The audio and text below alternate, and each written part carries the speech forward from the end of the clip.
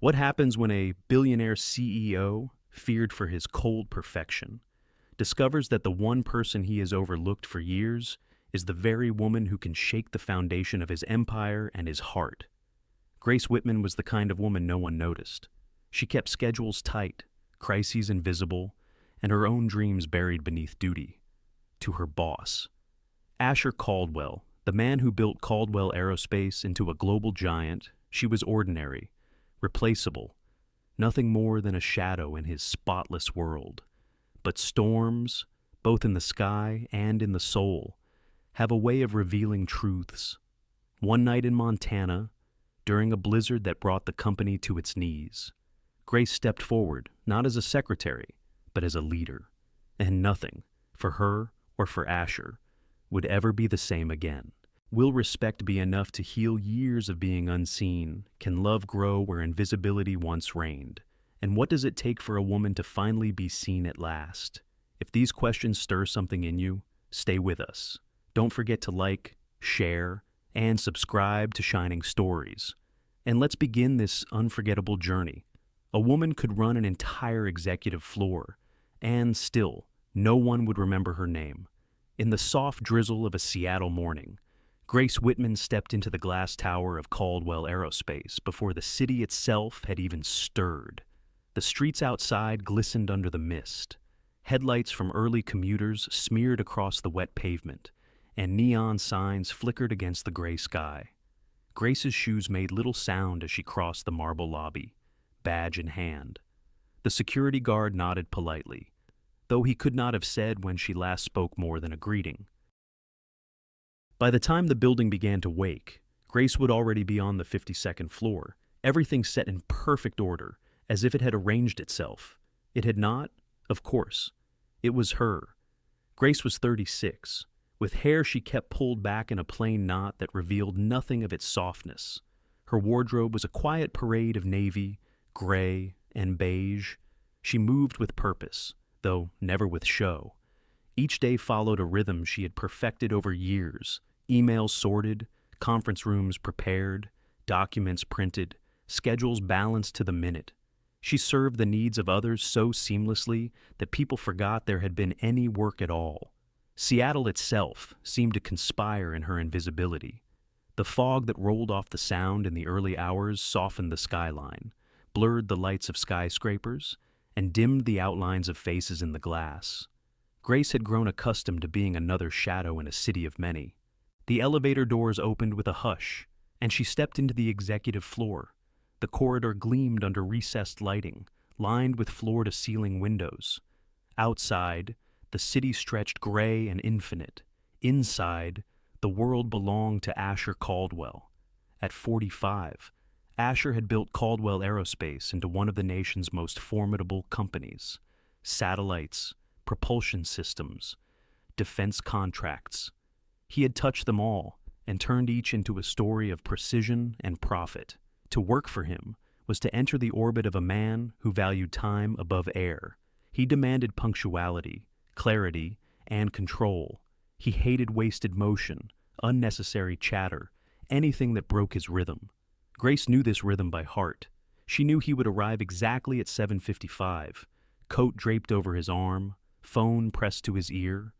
She knew he preferred his coffee black, served in the same porcelain mug, warm to just the right degree. She knew the sound of his stride across the polished floor, the way his voice cut through a room, calm but edged with steel. And yet, despite this intimacy of detail, she remained to him what the carpet or the desk lamp was present. Dependable, unremarkable. Grace had chosen this invisibility. When she first joined Caldwell Aerospace, she had noticed how bright, ambitious women seemed to burn quickly and fade. A misstep, a flash of confidence mistaken for arrogance, and they were reassigned or quietly let go. Grace had made herself small, neutral, efficient. The strategy worked. She was indispensable precisely because she did not demand notice. But the cost of shrinking had been steep. Her real life waited across the city. In a modest apartment in Queen Anne, the space was filled with the quiet hum of the refrigerator and the low murmur of the news she kept on for company. There, in the back bedroom, her mother slept most of the day, lost in the shifting fog of Alzheimer's. Grace cared for her, faithfully measured the pills, warmed the meals, coaxed her into eating, held her through long nights when confusion brought tears. The routine consumed Grace, but she bore it without complaint. Love and duty demanded it still. There were mornings when she caught her reflection in the kitchen window and did not quite recognize the woman who looked back. The face was tired, yes, but more than that, it was faded, like a photograph left too long in the sun. On those mornings, she reminded herself better to be invisible than to be discarded. So, she walked the line carefully.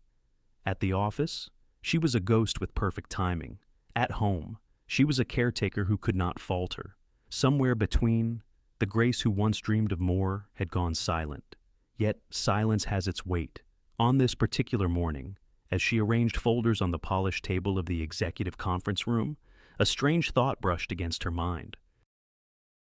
It came and went so quickly she almost dismissed it, but it lingered like the aftertaste of strong coffee. How long can someone live unseen before they begin to vanish, even from themselves? The question chilled her. She set down the final folder and smoothed her blazer. Outside, the drizzle pressed against the glass. The city went on, gray and endless. Grace inhaled, steady and quiet. The day would continue, as it always did. Schedules would be met, emails answered, details smoothed away, and yet, somewhere deep in the stillness, she sensed an almost imperceptible tremor, as though the world she had built of quiet routines and careful invisibility was preparing to crack. Working for Asher Caldwell was like serving a Swiss clock, precise, exact, and without room for emotion. Every second had a purpose, and every mistake had a cost. By the time Asher arrived on the executive floor at 7:55, his staff was already bracing themselves. His stride was steady, his expression unreadable, his presence like a pressure that bent the air. The morning meeting began not with greetings, but with the sound of his pen moving across printed reports. Asher sat at the head of the long mahogany table. Around him, vice presidents and directors waited with open laptops, back stiff against their chairs. Grace took her usual place along the wall, notebook in hand. She did not need to be asked. She knew her role by heart: record decisions, anticipate corrections, and keep the machinery running. The silence was thick. Fingers tapped quietly on keyboards. Coffee cups cooled beside untouched pastries. No one dared small talk. Asher's pen flicked, leaving sharp marks in the margins. Revenue projections recalculate with defense. Contract margins adjusted. He said without looking up. Heads nodded, screens lit, hands scrambled to comply. Grace's eyes followed his notes, already adjusting the schedule in her mind. She would reassign the finance analyst to update the sheets by afternoon, shift tomorrow's call to make room, and have everything printed again before evening. Asher continued down the pages, his voice level but clipped. Deadlines here unacceptable. Push the design team. I want revised specs by next week. No one argued. His words were orders, not suggestions. Grace noticed the way his pen paused, the fraction of a second when his jaw tightened. She slipped a sticky note onto the legal counsel's folder, remind them about compliance. By the time Asher looked up, the correction was already in motion. This was her gift, smoothing the friction, filling the gaps, erasing the errors before they drew his eye. She moved like oil in a machine, unseen but essential, and yet her name would not appear in any report. Around the table, the fear of mistakes was visible in hunched shoulders and darting glances. Caldwell Aerospace was a place of brilliance, but brilliance bent under pressure. Key performance indicators ruled every conversation. Miss a deadline, and you could feel the chill from Asher's stare long after he had left the room. Grace had grown used to that chill. She wore it like an extra coat, something heavy but familiar. Her pen moved across her own notebook, recording each change, each assignment, but behind her calm surface, she carried a quiet awareness. She had seen what fear did to teams, how innovation withered when people became too cautious. Yet she said nothing. Speaking was not her place. The meeting stretched on. Robert Lane, the CFO, leaned forward, pushing the discussion toward the upcoming satellite program. His voice was confident, even eager. "We can finalize the vendor contracts by the retreat. Asher, Big Sky is the perfect setting to close this deal. The board will expect progress." Asher gave a short nod, his expression unreadable. Grace, however, caught the flicker in his gaze, a calculation, sharp and cold. She wrote the note before he spoke: "Prepare executive retreat schedule, Big Sky, Montana, the retreat." Grace knew it well. Each year, it was both celebration and trial. Executives were flown to some remote setting, where strategies were debated, alliances formed, and careers decided. Grace had attended before, but always as the silent presence in the background, arranging meals, fixing travel mishaps, ensuring no detail broke the illusion of perfection. This year would be no different, or so she believed. Around the table, directors began offering cautious updates. Marketing promised revised campaigns. Engineering assured progress. Each spoke quickly, eager to move out of the spotlight. Asher listened without a smile, without a frown, his pen making its cuts like a surgeon's knife. Grace caught the signs of strain, the VP of design twisting her pen cap, the operations head rubbing his temple. Fear was a language she had learned to read fluently. She knew the pressure of this table reached into homes and marriages, leaving staff sleepless, anxious, brittle. And she knew that Asher, in his perfection, seemed blind to the toll, or perhaps he saw it and chose not to care. Still, she respected him. Not for his warmth, there was none, but for his relentless clarity. He demanded the best because he lived by the same standard. No one doubted his brilliance. The company had grown under his control into something extraordinary, but brilliance without grace left shadows in its wake. Grace looked down at her notes. She had smoothed over 3 potential conflicts before they could ignite. No one would know. By the time the minutes were typed, the meeting would appear seamless. She closed her notebook, feeling the familiar weight settle over her. She was the buffer, the cushion, the invisible hand that kept the gears from grinding too loud. And invisibility, she reminded herself, was safer than notice. As the meeting ended, chairs scraped softly against the floor. Executives hurried out, shoulders sagging with relief. Asher stood last, gathering his papers with crisp precision. He did not look at her as he passed. He never did. Grace stacked the abandoned coffee cups, collected stray notes, and erased the faint marks left on the whiteboard. When the room was clean, it would be as though nothing had happened here, except that strategies had shifted, careers had been weighed, and futures had been reshaped. She paused by the window, looking out at the rain that blurred the city below. The retreat loomed ahead, its weight already pressing against her shoulders. She would plan, prepare, perfect. That was her role.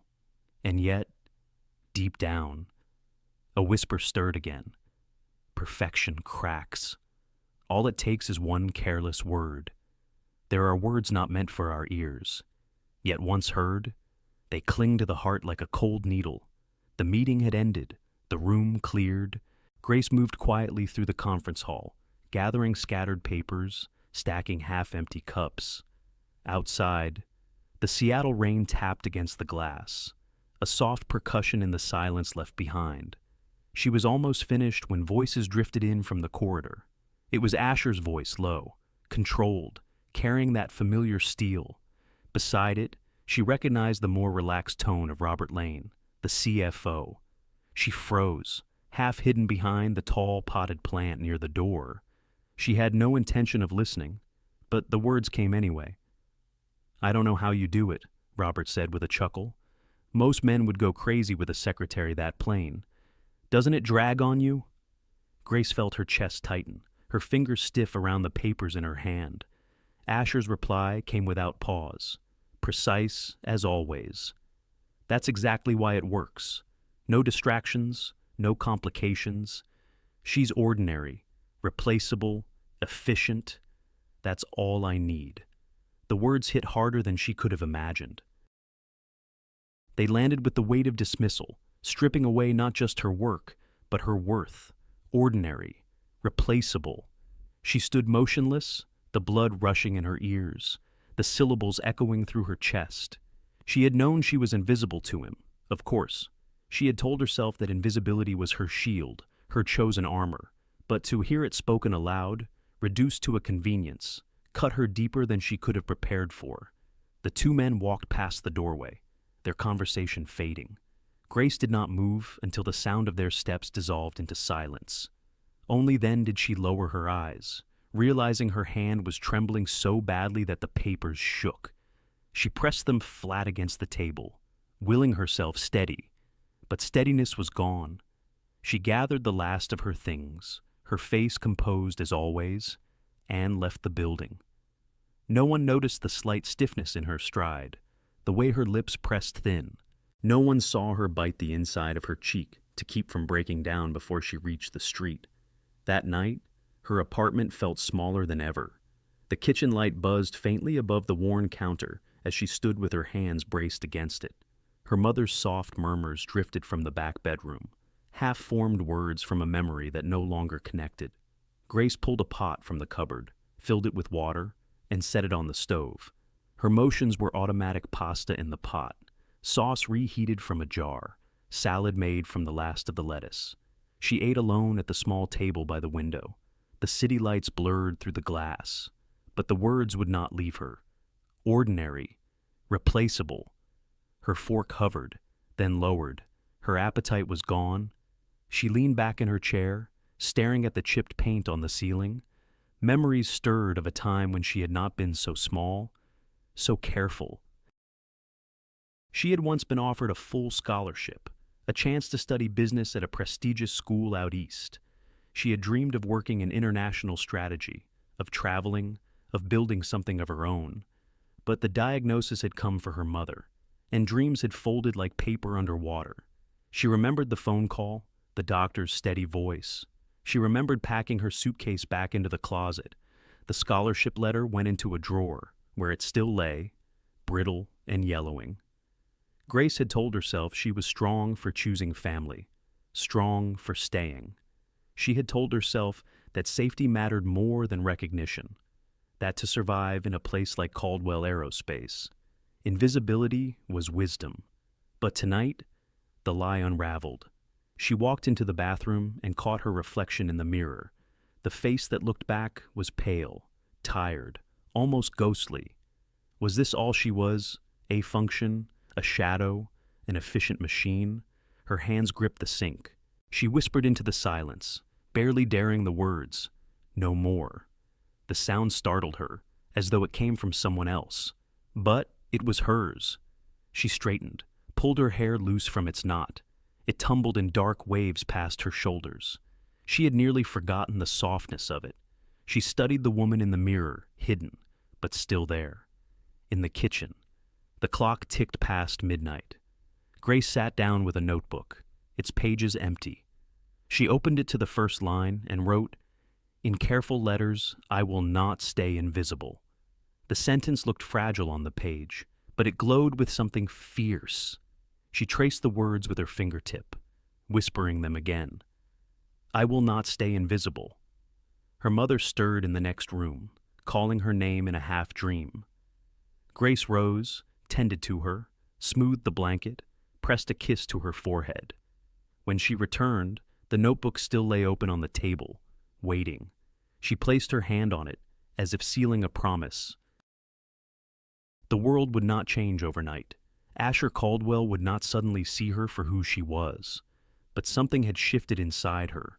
A seed had been planted, and once planted, it could not be unmade. The words he had spoken, meant to dismiss her, had instead carved out a space where her voice could rise. Ordinary, replaceable. She whispered back into the quiet apartment, her voice low but steady. Not anymore. When the world insists you are invisible, try once to believe that you still exist. The Sunday air was crisp, carrying the faint scent of wet pine from the hills above Seattle. Grace walked up the stone steps of the old church in Queen Anne, her breath rising in the cool afternoon. The bells had just finished their song, and the last of the congregation lingered in the courtyard, talking in small clusters. She had not been to service in weeks, caring for her mother, holding her job steady, and keeping herself afloat had left little time for quiet reflection.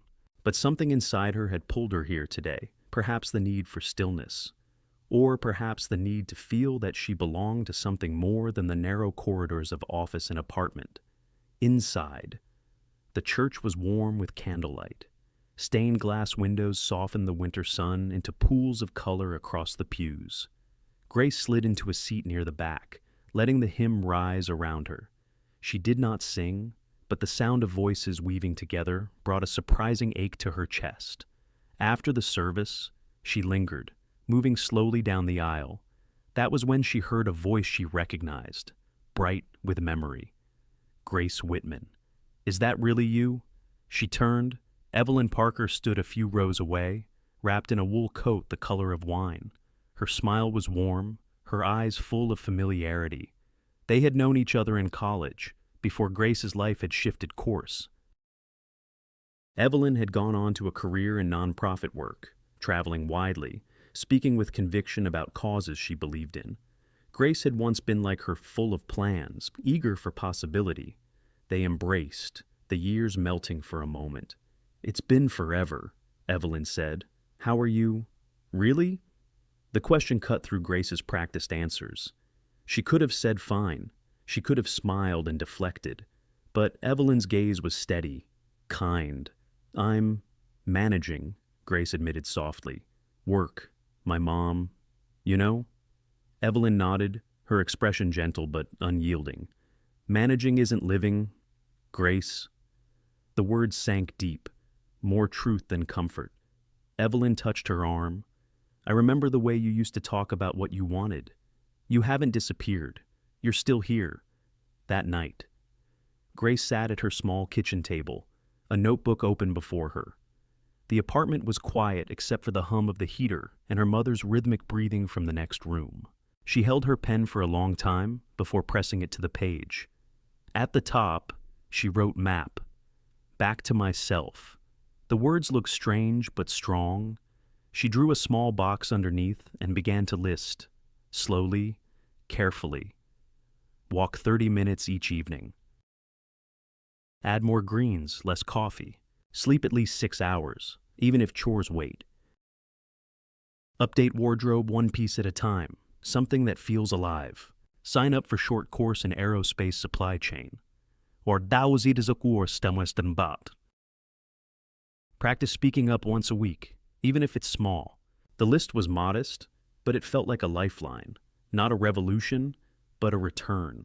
She closed her eyes, picturing herself in Montana at the executive retreat. Each year she had faded into the background, the quiet fixer who slipped in and out of rooms unnoticed. This time, she wanted more. She wanted to arrive not as a shadow, but as a presence. She touched the notebook again. This was not about vanity, not about attracting attention for its own sake. It was about reclaiming the pieces of herself she had set aside. The thought frightened her. It also steadied her. She rose, poured a glass of water, and stood by the window. Outside, the city lights flickered through the mist, blurred but steady. She remembered Evelyn's words. "You haven't disappeared," Grace whispered to her reflection in the glass. "I am still here." For the first time in years, the words felt true. The next morning, she laced up old sneakers and stepped into the damp air before sunrise. Her breath puffed white as she walked through the quiet neighborhood streets. Each step was small, but each carried her forward. At work, she sat straighter, adjusted her blazer, and chose to speak once during a planning call, just a detail, just a suggestion. No one stared, no one scolded, but she had spoken, piece by piece. She followed her map, health, voice, presence. It was not about perfection, it was about momentum. Late that week, she folded her clothes for the upcoming retreat, setting aside the usual grays and navies. Her hand paused on a blouse in deep green, a color she had not worn in years. She placed it in the suitcase. It was a small defiance, but it felt like a promise. As she zipped the case, the evening news murmured in the background. A weather report interrupted the broadcast. A strong winter storm was forming, projected to sweep into Montana in the coming days. Snow, wind, possible power outages. Grace looked at the forecast, her pulse quickening. She did not yet know what that storm would bring, but she felt a certainty deep in her chest, whatever awaited in Big Sky. She would not face it invisible. Transformation rarely begins with thunder. It begins with ripples no one notices. In the weeks leading to the retreat, Grace began to change her days, one careful choice at a time. She rose earlier, laced her sneakers, and walked 30 minutes through the damp streets of Queen Anne. The winter air bit at her cheeks, but she welcomed the sting. It made her feel awake, alive. Streetlights glowed against the mist, and the hum of her steps on wet pavement became a rhythm of persistence. Her body responded. She felt a bit more energy when climbing the stairs at work, a little less heaviness when she carried groceries home. She filled her cart with more greens, fewer frozen meals. She cut back on the endless stream of coffee that had once kept her moving through long hours. Water, tea, a handful of almonds at her desk, small shifts, but steady.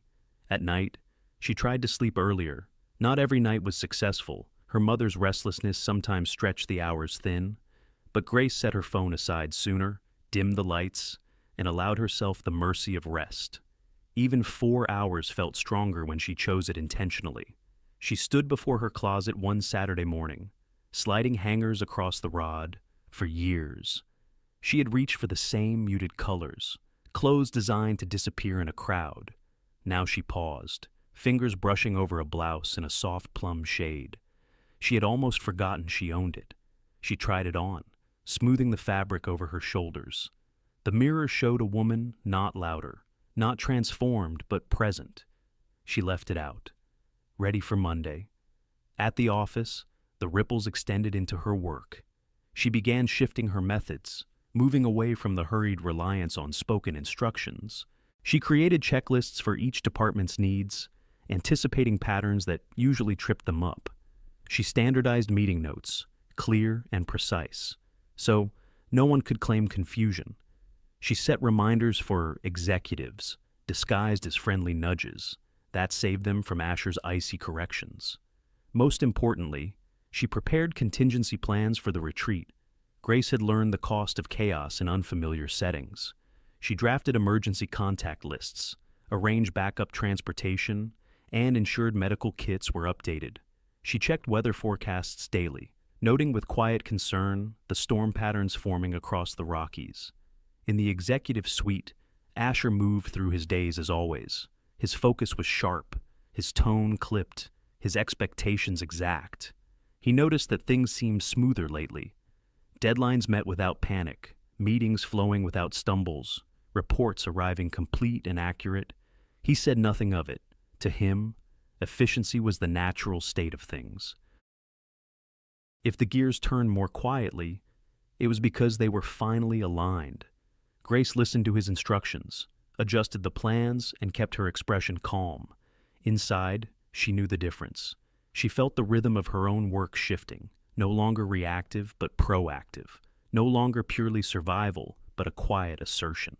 The others began to sense it too, though they could not name it. The design VP stopped by her desk one afternoon, remarking, "Your notes saved me in there." The words were offhand, almost embarrassed, but sincere. Grace thanked her gently and returned to typing. She did not need praise, but she welcomed recognition. Still, Asher did not look more closely. He was absorbed in contracts, negotiations, numbers. Grace could not expect otherwise. Yet there were moments, fleeting, when his eyes lingered a second longer, as if trying to puzzle out why the air felt calmer when she was near. Her evenings grew steadier. After caring for her mother, she sometimes lit a candle and sat with her notebook, the one titled Map Back to Myself. She checked off the day's walk, the healthier meal, the completed preparation. Each mark was a victory, however small. Each was proof that she was not vanishing, but returning. The weather reports grew more urgent. Meteorologists tracked a storm gathering strength, warning of heavy snow and dangerous winds across Montana. Grace circled the forecast in her planner, underlining it twice. She began reviewing the lodge's backup systems, making calls that no one else thought necessary. If the storm hit during the retreat, she intended to be ready. She closed her notebook late one evening, the city lights blinking through the mist outside. Her mother's soft breathing carried from the bedroom. Grace whispered into the stillness, step by step. No one at Caldwell Aerospace saw the quiet ripples of her transformation. Not yet. But they were spreading, shaping currents that would soon touch every corner of the executive floor. And in the mountains of Montana, a storm was waiting. Big sky. Montana. A trip meant for strategy, yet fate had already decided it would reveal much more. The company jet touched down in Bozeman under a sky the color of slate. Snow drifted across the runway, swept sideways by the wind. Grace felt the chill creep through the glass as she gathered her coat and stepped into the aisle. Behind her, executives murmured about contracts, projections, and deadlines, their voices tight with anticipation. The ride into the mountains took nearly 2 hours. The road climbed steadily, flanked by pines bent under the weight of snow. The van's heater hummed, but the windows fogged with condensation, blurring the world into white and gray. Grace sat near the back, her notebook balanced on her lap. She checked her lists again, emergency contacts, backup transportation, generator locations. Each line steadied her, a quiet anchor against the uncertainty. Asher sat toward the front, shoulders squared, eyes fixed on the snow-laced horizon. His phone buzzed in his hand, messages streaming in. Robert Lane leaned close, speaking in a low, insistent tone.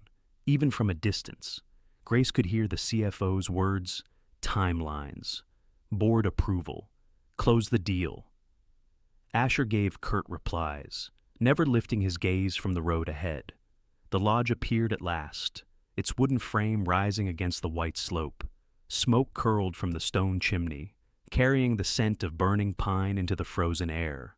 Warm light spilled from the windows, promising comfort against the storm's edge. Inside, the air was thick with the crackle of fire and the murmur of staff welcoming the group. Grace set down her bag and immediately began her quiet rounds. She checked the generator, confirmed fuel reserves, located the first aid kits. She memorized the numbers for local rescue services, writing them on a small card she kept in her pocket. Few noticed her movements, but she noticed everything: the flicker in the lights when the wind roared, the nervous glance of a young staff member as she stacked extra blankets near the lobby. By evening, the executives gathered in the main hall. The fire roared in the stone hearth, shadows dancing against wooden beams. Glasses clinked, conversations buzzed, yet beneath the surface ran a current of unease. The storm warnings had grown sharper on the news. Words like blizzard and power outages floated into the chatter. Asher stood apart, tall and still, his jaw tight. Grace watched him from her corner. He looked every bit the man in control, but she sensed the tension wound deep in his frame. Robert hovered near him, pressing again about the satellite contracts. Grace could almost feel the strain between them, a string pulled to breaking. Dinner was served, and the hum of talk filled the room. Grace ate quietly, her mind cataloging details: the strength of the wind rattling the windows, the steady fall of snow, the way conversations faltered each time the fire popped too loudly. People laughed, but their eyes kept drifting toward the glass panes that revealed a world dissolving into white. Later, in her room, Grace set her suitcase near the bed and unpacked with methodical care. She hung the green blouse she had brought, smoothing its fabric with her hand. The storm pressed against the walls, a low moan threading through the rafters. She turned on the lamp by the bed and checked her notes once more. Generator ready, medical supplies stocked, contacts saved, team assignments flexible. She closed the notebook and sat on the edge of the bed. For a moment, she allowed herself to feel it, the thin line between fear and readiness, the weight of knowing that others had not planned as she had. The storm was not just weather, it was a test, one that would press against the cracks of everyone here. A knock sounded faintly in the hallway, voices moving past. Grace leaned back, exhaling slowly. She had no illusions if the blizzard came in full force. Chaos would follow. And in chaos, the invisible often became essential. The next morning, the sky had sunk lower, heavy with gray. Wind whistled through the eaves, scattering snow across the lodge's wide porch. Staff hurried to stack wood, check windows, reinforce doors. The executives gathered in the hall, voices thinner now, less confident. The storm had become impossible to ignore. Grace stood near the hearth, firelight soft against her face. She felt the atmosphere shifting, like a room waiting for something to break. She thought of the green blouse in her closet, of the notebook on her nightstand, of the promise she had written weeks ago.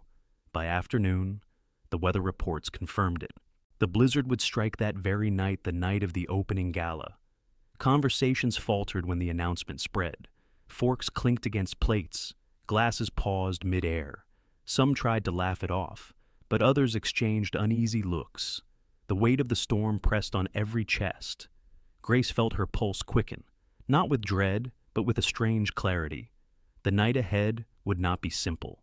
It would not be safe, and somewhere within its cold fury, her chance to step into the light was waiting. Some nights belonged to silk and steady voices, nights when the shadows refused to stay hidden. The opening gala filled the lodge's great hall with warmth and glitter. A fire blazed in the stone hearth, casting long flickers of gold against polished wood beams.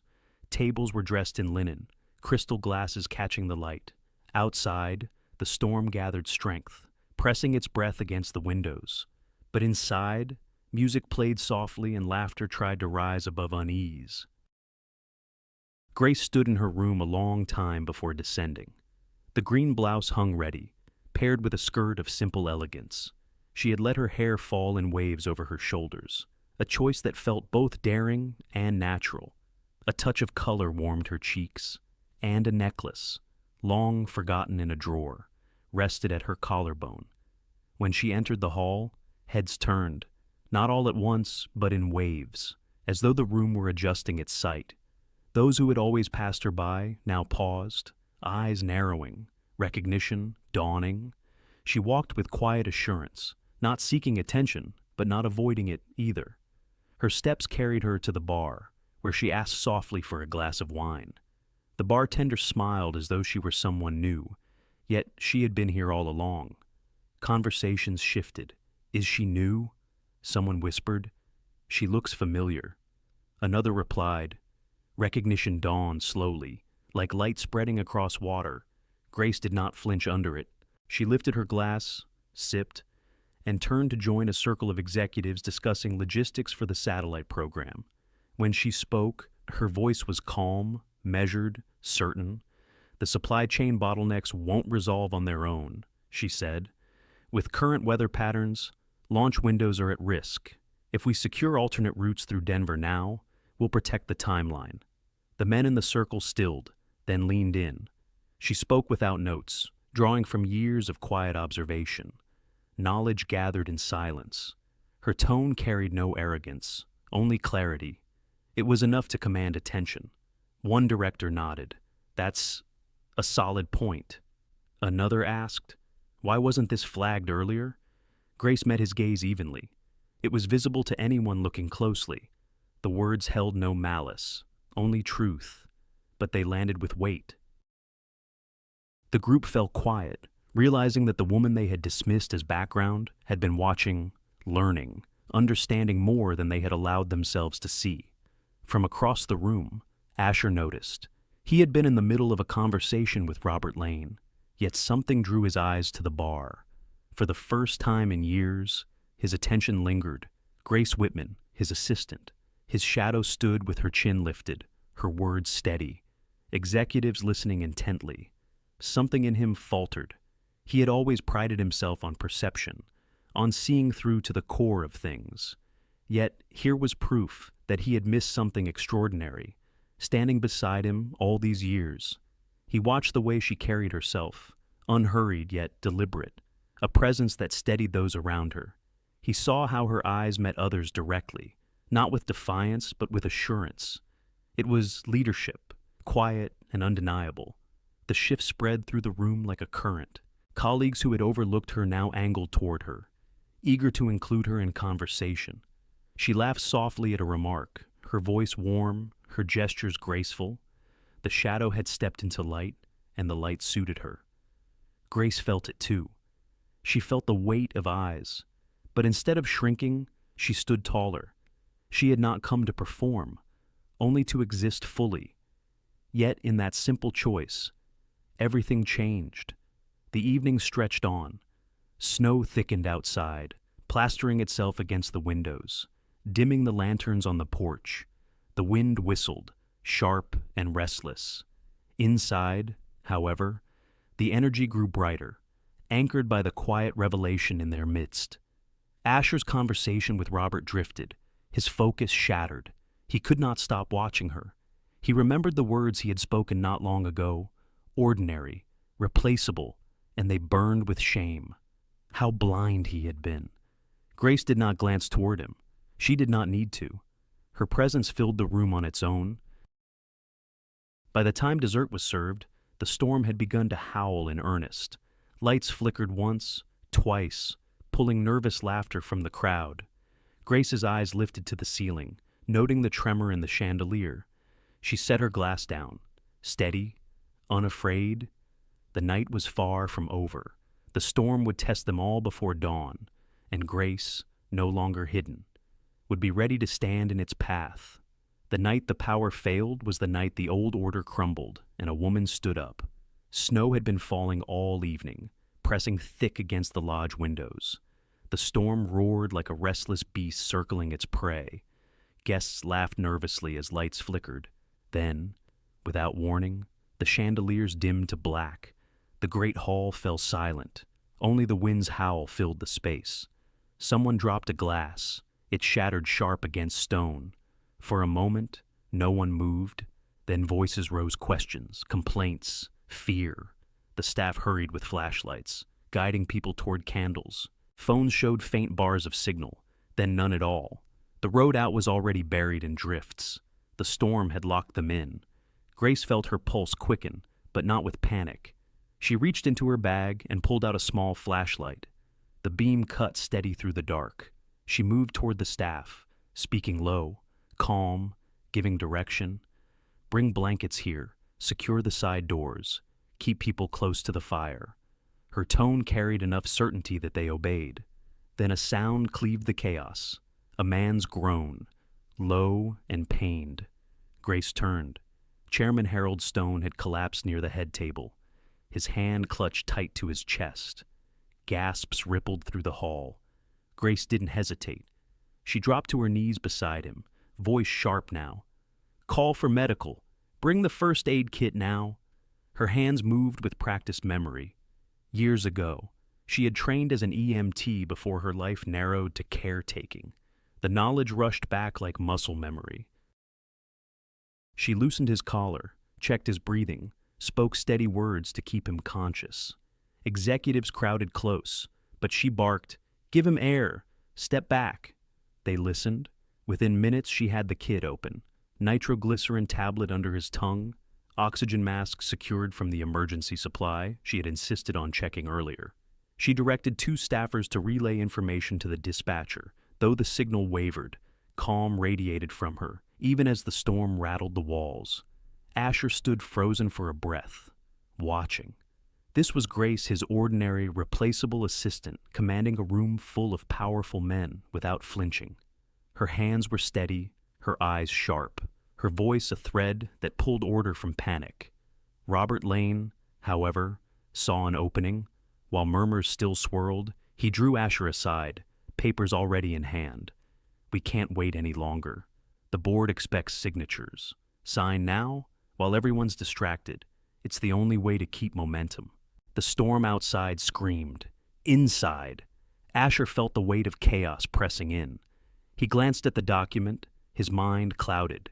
Before he could answer, Grace's voice cut through. She had risen from Stone's side, her face lit by candlelight. "Don't sign." The room stilled. She stepped closer, holding a folded sheet from her notebook. Her tone was even, her words precise. "This deal carries unhedged risk. Supply routes aren't stable. Insurance gaps will bleed millions if delays occur. I've mapped the matrix. There's a safer path: extend 30 days. Renegotiate freight terms. You'll secure the launch without gutting margins." She handed the paper to Asher. In tight, clean lines, she had outlined scenarios, probabilities, contingencies. It was concise, undeniable. Robert scoffed. "She's a secretary. You can't base strategy on her notes." Grace didn't flinch. Her gaze held steady on Asher's. "You asked me once to keep things smooth. I've done that for years. But smooth isn't safe." "This is—" Silence pressed heavy. The only sound was the wind clawing at the windows. Asher studied her notes, then her face. For the first time, he truly saw her not as background, not as convenience, but as a leader. Her calm under crisis, her foresight, her refusal to yield it demanded respect. He folded the contract in Robert's hands, voice firm. "We wait." Robert's protest died under his stare. At that moment, the generator coughed to life. Lights flickered dimly back, casting long shadows against the walls. Stone stirred, his color returning. Relief washed over the room, murmurs softening into gratitude. Grace knelt once more, checking his pulse, offering water. When she stood, people's eyes followed her, not with dismissal, but with recognition. Asher's chest tightened. The storm still raged, but something had shifted irreversibly. Grace Whitman was no longer invisible. She was indispensable. The night stretched long, but the order had changed. In the silence after the storm's roar, truth stood bare. Snow blanketed the roof of the lodge, heavy and unmoving. The storm had spent its rage, leaving behind a stillness that pressed on every beam of wood. Inside, the air felt softer, though the echoes of panic had not yet faded. Grace sat near the fire, her hands wrapped around a mug of tea the staff had placed in her care. The heat seeped into her palms, though her thoughts were far away. She had done what needed to be done, calmed the frightened, tended the chairman, stopped a poor decision from being forced through. She asked for nothing in return. The room held a hush, broken only by the occasional crack of pine logs splitting in the hearth. Conversations that had once flowed with confidence now moved carefully, like footsteps on ice. People cast glances at Grace, not with the old dismissal, but with something more thoughtful, even cautious. Asher stood near the window, staring at the snow beyond the glass. The storm's howl had quieted, but inside his chest, another storm lingered. He remembered Robert's words, his own careless agreement not long ago. Ordinary, replaceable. The shame of it burned him. He turned his eyes back toward Grace. She sat with her shoulders straight, face calm, not demanding, not boasting. She did not look like a woman waiting for validation. She looked like someone who knew her own worth, even if the world had been slow to see it. For years, she had moved around him like air present, essential, invisible. He had built empires on precision, on seeing what others missed. Yet, he had missed her. He could not deny it any longer.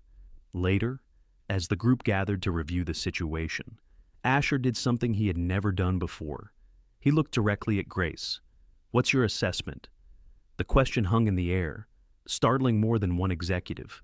Grace paused, then set down her mug. Her voice was steady. "We need to conserve fuel. Rotate generator use. Keep one wing dark while the other has heat. Food should be rationed more carefully. Deliveries won't come for 3 days at least. Communication lines may not open until then. We prepare for isolation, not assume rescue." Her words were concise, practical, impossible to argue. Heads nodded around the table. Even Robert, still stung from the night before, said nothing. Asher leaned back, studying her as though seeing her for the first time. She had not claimed authority. She had simply filled the space where leadership was required, and people followed. The rest of the night passed in quiet adjustments. Blankets were distributed, teams were formed to manage resources. Grace moved among them, offering instructions, calming nerves, checking details. Her presence was no longer that of a shadow smoothing edges. It was the presence of a center, a point of calm gravity. Asher watched her, torn between regret and a growing sense of awe. He remembered the boardroom in Seattle, where she had once sat silently in corners, recording notes no one read. He remembered walking past her desk without so much as a glance. The thought unsettled him. How many chances had he wasted to truly know the person now guiding them through storm's aftermath, near midnight? When most had settled, he approached her. She was checking a supply list by lantern light. He hesitated, then spoke quietly. "Grace." She looked up, eyes clear, patient. "I owe you an apology," he said, "for not seeing, for not asking, for too much."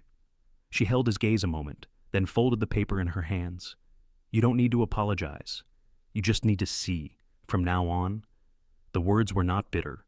They were simple, almost gentle, but they carried weight. He nodded slowly. "I will." For the first time, silence between them did not feel like distance. It felt like possibility. The following day, the snow glistened in rare sunlight. Paths were still blocked, but inside the lodge, calm, held, executives sought Grace's input, sometimes openly, sometimes with the hesitation of men adjusting to a new balance. She offered her thoughts without pushing, each one sharpened by quiet years of observation. The shift was undeniable. She was no longer just the assistant keeping things smooth. She was the mind many now turned toward. That evening, as the fire glowed low, Grace sat by the window, watching flakes drift lazily from the trees.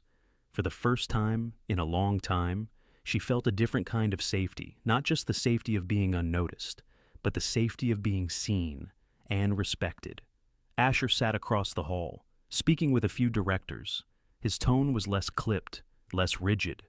When his eyes lifted to find hers, he held the gaze, and this time he did not look away. The old line between them, boss and assistant, commander and shadow, had thinned. Something new was forming in its place. The storm outside had passed. But the real change would come when they returned to Seattle, and Grace knew nothing there would be quite the same again. Sometimes the bravest act is admitting I was wrong. The storm passed, leaving the Montana mountains wrapped in white silence. The lodge buzzed with cautious relief as roads began to clear. Calls reached through again, faint but steady. The executives gathered in the hall for one last meeting before departure. Asher Caldwell stood at the head of the table, his expression carved with resolve. For years, he had led with precision, expecting perfection, never questioning his instincts. But the blizzard had stripped away certainty. He had seen how fragile control could be, how easily arrogance could blind. He glanced at Grace, seated near the end of the table, her notebook open, her gaze calm. For once, he did not look past her. He looked to her. "I've reviewed the proposed satellite contract," he said, his voice carrying through the quiet. "I will not sign it. Not as it stands. We will conduct a full review, risks, logistics, alternatives, no shortcuts." A ripple of surprise moved through the room. Robert Lane shifted in his seat, his jaw tight. But Asher, the board will get a deal worth signing. Asher cut in, his tone firm, not one that jeopardizes everything we've built. He let the words settle, then continued. "I'm appointing a task group to restructure operations strategy. Grace Whitman will lead." Silence. Then murmurs. Eyes turned toward Grace, some wide with disbelief, others with recognition of what they had witnessed in the storm's aftermath. Grace blinked once, steadying herself. Her pulse quickened, but her posture did not waver. She nodded slowly, accepting without hesitation. For years she had been the silent one, the invisible support. Now she sat at the table as leader. Asher saw the flicker of strength in her eyes, and for the first time, he felt something inside ease. Trust. The meeting continued, details assigned, next steps marked. Grace spoke with clarity, outlining immediate priorities, supply chain assessment, redundancy in transport, audit of vendor reliability. She spoke not as a subordinate, but as a strategist, her voice measured and sure. The executives listened, not all comfortably, but all attentively. When the group dispersed, Asher remained behind. Grace gathered her notes, ready to slip away, but his voice stopped her. "Grace." She looked up. "I meant what I said." He told her. "You've seen what I missed. You've held together what I thought couldn't break. I was wrong not to recognize it sooner." Her eyes searched his, not with bitterness, but with quiet honesty. "You didn't want to see? That's different." The words struck, but they were true. He nodded, accepting the weight. "Then let me start seeing now." She closed her notebook, tucking it under her arm. Respect isn't about words, Asher. It's about what follows. "I know," he said softly. "Let me prove it." There was no dramatic pause, no grand gesture, just the hum of silence between them, charged with something new. Later that day, as buses carried them back down the mountain roads, Grace sat by the window, snowfields gliding past. Her reflection stared back, framed by frost. She felt the shift in her chest, a grounding steadiness, not triumph, not victory recognition. Across the aisle, Asher watched her, though she did not look his way. He thought of the storm, of the moment he nearly signed away control, of the calm strength that had stopped him. He thought of her words, "You didn't want to see." He had built an empire on precision, but perhaps the greatest precision was the courage to admit when he was wrong. That evening, as the plane carried them back to Seattle, Grace opened her notebook once more. She wrote a single line under her old promise, "Presence creates change." Beside her, Asher sat quietly, the weight of decision heavy but not lonely. For the first time, he felt that leadership was not his alone to bear. The turning point had come, and when they returned to the glass tower, nothing, neither the company nor the bond between them, would be the same again. When respect is given, everything begins to change. Back in Seattle, the glass tower of Caldwell Aerospace glimmered under the winter sky. Yet something inside its walls had shifted.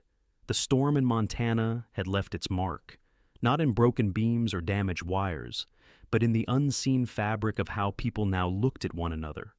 Grace returned to her desk the first Monday morning, but her presence felt different.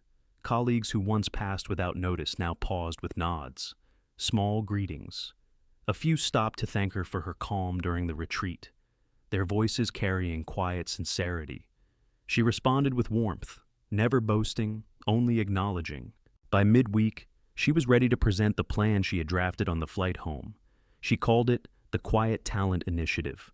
The concept was simple but radical. Seek out the overlooked, the soft-spoken, the steady workers who had carried weight in silence.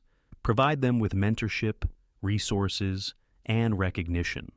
Build pathways where invisibility no longer had to be the cost of survival. In the executive boardroom, she stood before directors, her notes arranged but her voice unshaken. "We've built a culture that rewards the loudest, not always the wisest. That neglect leaves value untapped. My proposal is to reverse that pattern. Identify quiet performers. Give them the chance to lead projects, present findings, shape outcomes." The room listened, some skeptical, others intrigued. Grace outlined clear steps, confidential nominations, cross-departmental mentoring, review structures that valued substance over show. She spoke with the calm assurance of someone who knew the cost of silence too well. When she finished, all eyes turned to Asher. He rose slowly, scanning the room. "I support this fully. Grace is right. We've overlooked voices we need. This initiative has my authorization. Give her access to the data she requires." The decision landed like a shift in gravity. Grace was no longer the assistant in the corner. She was steering change.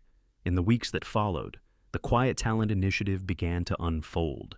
Names surfaced: analysts who had worked late without credit, engineers whose designs had been ignored, coordinators who had solved problems before managers noticed. Grace met with them quietly, listening, encouraging.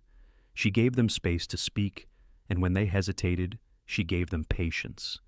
She saw herself in them, the versions of Grace who had sat silent, efficient, unseen, and she promised herself she would not let them vanish. Asher watched her work, sometimes from a distance, sometimes close at hand. He adjusted his own habits too. In meetings, he began asking, "Who haven't we heard from yet?" He made a point to recognize contributions, to pause and thank, to follow up. At first it felt strange, almost forced, but over time it became rhythm. The culture shifted slowly, then noticeably. Meetings were less tense. Junior staff spoke with more courage. Middle managers stopped claiming credit for what wasn't theirs. A softness began to weave itself through the steel of the company, and with it came new ideas, stronger cohesion. Between Grace and Asher, something deeper took shape.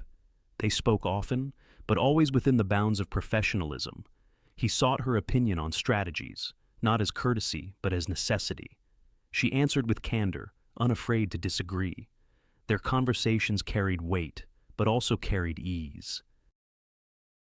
There were moments walking side by side down the long glass hallway, or pausing by the coffee machine when the office was quiet, when silence between them held warmth. It was not the silence of distance anymore. It was the silence of two people building trust, brick by brick. One evening, after a long review session, Asher lingered by the window of his office. The city lights shimmered against the sound. Grace gathered her files, preparing to leave. He turned, his expression softer than usual. "You've changed the air here," he said. "I don't just mean the initiative. I mean the way people carry themselves now. Even me." Grace looked at him, steady, her voice calm. "People only need permission to be seen. You gave that." He shook his head slightly. "You gave it first." The words settled between them, unspoken layers beneath. Weeks passed. The Quiet Talent Initiative bore fruit. A young engineer presented a design that would save millions in fuel efficiency. A logistics coordinator proposed a backup system that reduced delays by 30%. Grace sat in the back during those presentations, smiling faintly, watching others step into light. Yet Asher knew one thing remained undone. The storm had stripped illusions. The initiative had begun to rebuild trust. But in public, in front of the very people who once dismissed her, Grace had not yet received the recognition she deserved. He resolved quietly that would change. Every journey of love begins with the courage to see each other. The auditorium at Caldwell Aerospace filled slowly on a Friday morning, the hum of voices rising beneath the high glass ceiling. Employees from every floor found their seats: engineers, analysts, coordinators, assistants. Town halls had long been routine affairs, quarterly numbers, charts, announcements. Few expected this one to be different. Grace sat near the side, her notes closed on her lap. She wore a navy blazer, hair loose at her shoulders.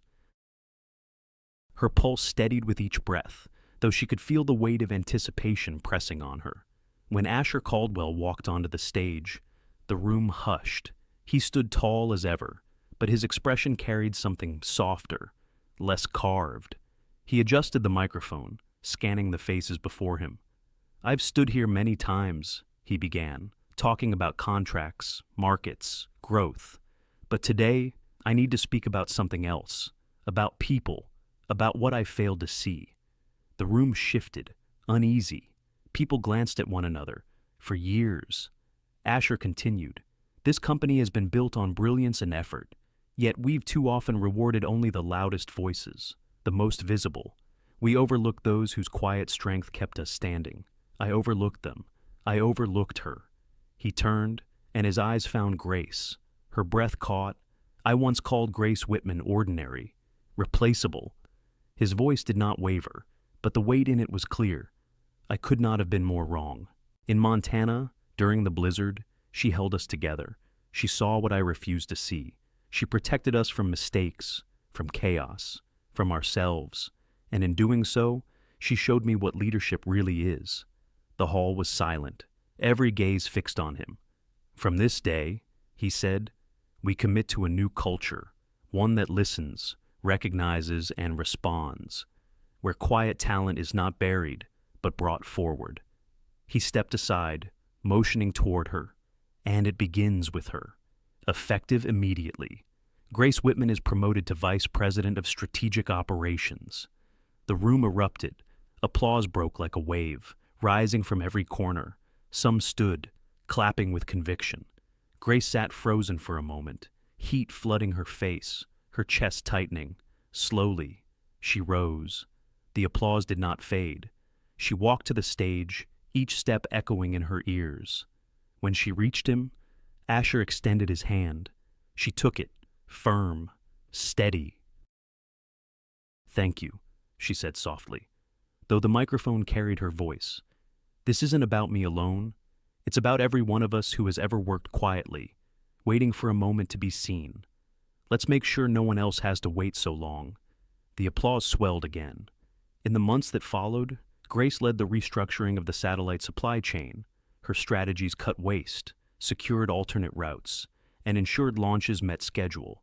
The savings were immense, but more than numbers. It was the morale that changed. People spoke up more, contributed ideas, trusted that they would be heard. The culture of Caldwell Aerospace shifted, one steady meeting at a time. For Grace, the promotion was more than a title. It was proof that she no longer had to shrink to survive.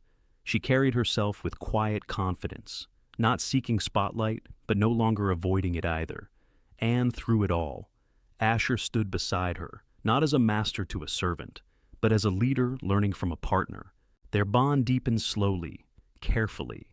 In late evenings, when office lights dimmed and the city glowed beyond the glass, they spoke not just of strategy, but of dreams. He asked about her mother, about the scholarship she once set aside, about the parts of her life no one had asked to know. She asked about his early years, his fears of failure, the loneliness behind his drive. Respect grew into trust. Trust grew into something warmer, unspoken yet undeniable. 5 years later, on Bainbridge Island, a ferry carried Grace home across the Sound. The house she shared with Asher stood modest among tall fir trees, its porch looking west toward the water. Inside, laughter rose from the kitchen, where her mother, though memory faded, still smiled at simple joys. Grace had founded a fund for caregivers, giving others the support she once longed for. Asher continued to lead Caldwell Aerospace, but with a different hand, one that listened, that asked, that thanked. Employees spoke of him not only as brilliant, but as human, and always. When he spoke of the company's heart, he pointed to Grace. Their evenings were simple shared meals, walks by the shore, quiet moments with books and firelight. Not the grandeur of empires, but the warmth of a life seen, respected, loved. And so, the story circled back to its beginning. A woman once invisible, once dismissed as replaceable, now stood fully in her own light, not because she demanded it, but because she chose to no longer vanish. When a woman stops asking permission to exist, the world makes room. Underneath the surface of this story lies a lesson many of us recognize too late in life.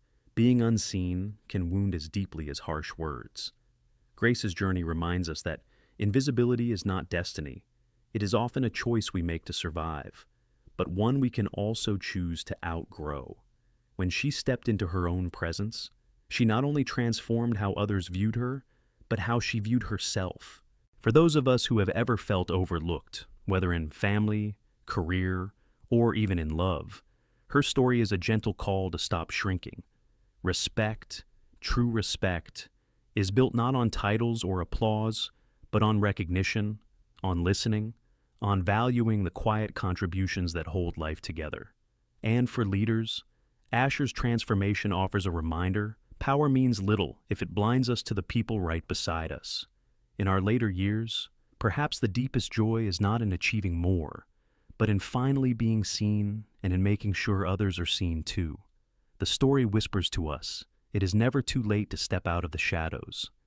Thank you so much for spending your time with Shining Stories. If this story touched your heart, we'd love for you to help us share it with others. Please take a moment to like this video, share it with a friend, and subscribe to our channel so you never miss the next story of hope, love, and second chances. Your support means the world to us.